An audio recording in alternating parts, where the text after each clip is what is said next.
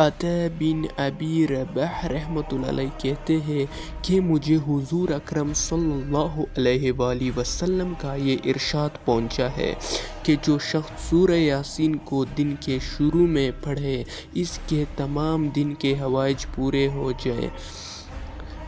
فائدہ: حدیث میں سورہ یاسین کے بھی بہت سے فضائل وارد ہوئے ہیں۔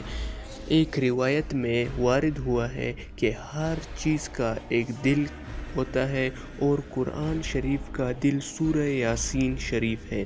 جو شخص سورہ یاسین پڑھتا ہے حق تعالی شانہ اس کے لیے 10 قرآنوں کا ثواب لکھتا ہے۔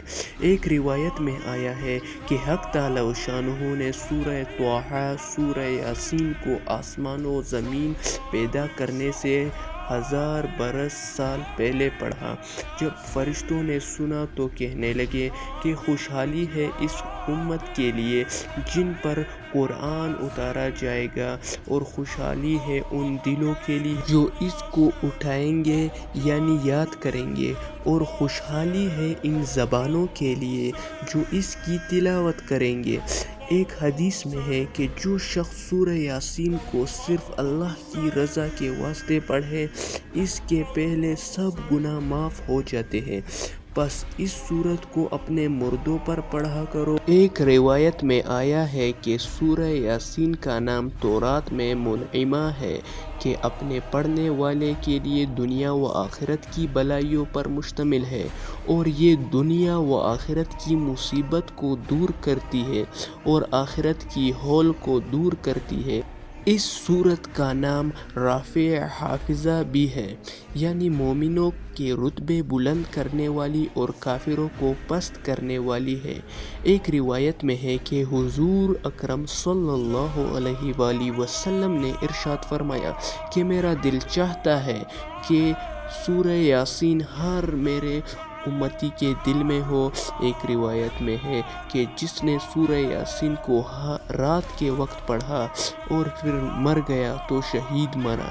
ایک روایت میں ہے کہ جو سورہ یاسین پڑھتا ہے اس کی مغفرت کی جاتی ہے، اور جو بھوک کی حالت میں پڑھتا ہے وہ سیر ہو جاتا ہے یعنی اس کا پیٹ بھر جاتا ہے، اور جو راستہ گم ہونے کی وجہ سے پڑھتا ہے وہ راستہ پا لیتا ہے، اور جو شخص جانور کے گم ہونے کی وجہ سے پڑھے وہ پا لیتا ہے۔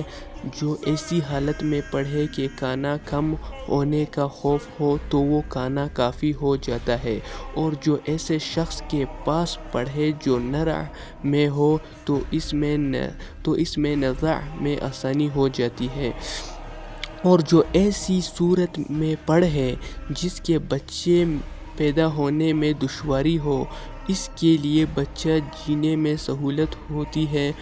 مقرر رحمۃ اللہ علیہ کہتے ہیں کہ جب بادشاہ یا دشمن کا خوف ہو اور اس کے لیے سورہ یاسین پڑھے تو وہ خوف جاتا رہتا ہے۔ ایک روایت میں آتا ہے کہ جس نے سورہ یاسین اور سورہ صافات، یہ غور سے سننا، کہ جس شخص نے سورہ یاسین اور سورہ صافات جمعے کے دن پڑھی اور اللہ سے دعا کی اس کی دعا پوری ہوتی ہے۔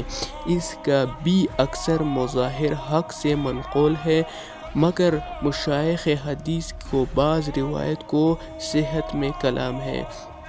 اللہ پاک ہمیں بھی بھرپور سورہ یاسین کو کم از کم دن کے شروع میں یعنی صبح کی نماز کے بعد ایک بار پڑھنے کی توفیق نصیب فرمائے۔ بہت زیادہ فضائل ہے سورہ یاسین کے پڑھنے کی، یہ تو میں نے کم بتا دیے، اس کے بہت زیادہ فضائل ہیں۔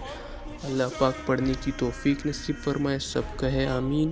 سبحان ربک رب العزت عما یصفون وسلام علی المرسلین والحمد للہ رب العالمین۔